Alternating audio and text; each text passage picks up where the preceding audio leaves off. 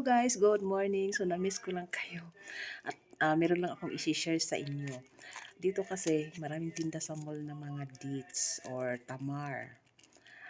Yun nga lang, meron silang mga retail. So na-amaze ako kasi nga nakita ko ay meron palang yung naka-retail siya, yung ganito. Kaso nga lang ako talaga guys, hindi ako mahilig talagang kumain nito. Nagdampot lang ako kasi ano lang naman to.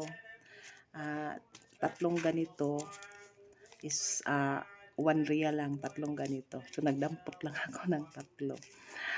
Kasi nga pero masarap siya, pero hindi ako masyado kumakain nito dahil nga yung pag ako kumain nagkakatumsil. Yung man tawag niyan? Singaw pala. Yun, nagkakasingaw ako pag kumain ako nito. Sobra kasing tamis.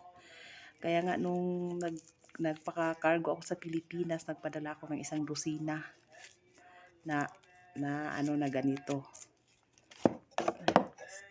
Kaya nga nung nagpa-cargo ako sa Pilipinas, nagpadala ako ng isang dosina, 2 carton yun. Binigay lang, hindi ko binili, binigay lang.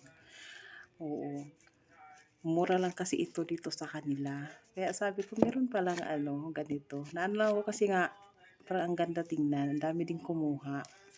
Matamis siya, kaso nga lang hindi ako talaga masyadong kumakain dahil nagkakasingaw ako. Kahit kakain ako ng 2 piraso, nagkakasingaw ako. Kaya problema naman pag nagkasingaw ako, hindi ako makakain ng ayos. Kaya naano lang ako, dinampot ko lang siya kasi may kasama naman ako na Pilipina. Mahilig siya kasi nga bago pa lang siya dito.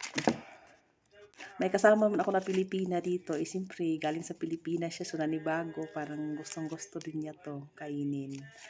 Kaya, ito, binitbit ko dahil bukas, parang lilipad kami sa ibang planeta. So, doon na naman ako parang 4 na araw yata kami doon. Hindi ko lang alam talaga. Oo, basta i-update ko na lang kayo guys. So, yun lang. At piniflex ko lang yung aking mga cute-cute na mga dates. So, thank you for watching and good morning Pilipinas. And sabal care din dito sa akin. So, bye-bye!